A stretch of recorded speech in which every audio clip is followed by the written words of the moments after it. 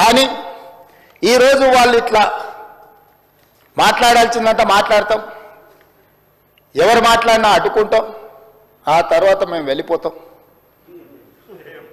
ఖాళీగా ఉన్నది కదా అధ్యక్ష. మన పార్లమెంట్ ఎలక్షన్లు ఇదే జరిగింది కదా అధ్యక్ష. నేనేం చెప్పినా సున్నా అవుతుంది, గుండు సున్నా అవుతుంది అని చెప్పిన కదా అధ్యక్ష. ఇట్లనే వివరిస్తే రేపు శాసనసభలు కూడా గుండు సున్నా అవుతుంది అధ్యక్ష. అదేవిధంగా అధ్యక్ష, ప్రజల సంక్షేమం, ప్రజా శ్రేయస్సు కోసం మేము పరితపిస్తూ ఉన్నది ఉన్నట్టుగా కళ్ళకు కట్టినట్టుగా చెప్పాలనేది నా తాపత్రయం అధ్యక్ష. అబద్ధాల ప్రాతిపదికన ప్రజల్ని మభ్యపెట్టి ప్రతిపక్షాలను లేకపోతే వాళ్ళ మీద ఆధిపత్యం చెలాయించి వాళ్ళ గొంతు నొక్కి ప్రభుత్వాన్ని మేము నడపాలని అనుకుంటలేము అధ్యక్ష.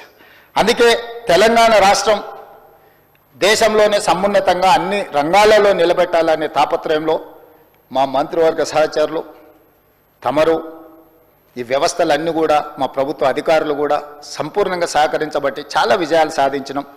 ఇంకా సాధించాల్సినవి ఉన్నాయి. ఈ అంశాలకు సంబంధించి ఈరోజు మనం చర్చించుకుంటున్నాం. గవర్నర్ గారు లేవనెత్తిన అంశాలతో పాటు అదేవిధంగా ప్రభుత్వంలో ఇప్పుడు ఈ జరిగిన 15 నెలల పరిపాలన మీద ప్రతిపక్ష సభ్యులు పల్లా రాజేశ్వర రెడ్డి గారు కావచ్చు, జగదీశ్వర్ రెడ్డి గారు కావచ్చు, మహేశ్వర్ రెడ్డి గారు కావచ్చు, లేకపోతే కూనంనేని సాంబశివరావు గారు కావచ్చు, అక్బరుద్దీన్ ఓవైసీ గారు కావచ్చు, మిత్రులు రామచంద్ర నాయక్, ఆది శ్రీనివాస్ గారు, వేముల వీరేశం గారు కావచ్చు, ప్రస్తావించిన అంశాలను అన్నిటిని కూడా దృష్టిలో పెట్టుకుంటాం అధ్యక్ష.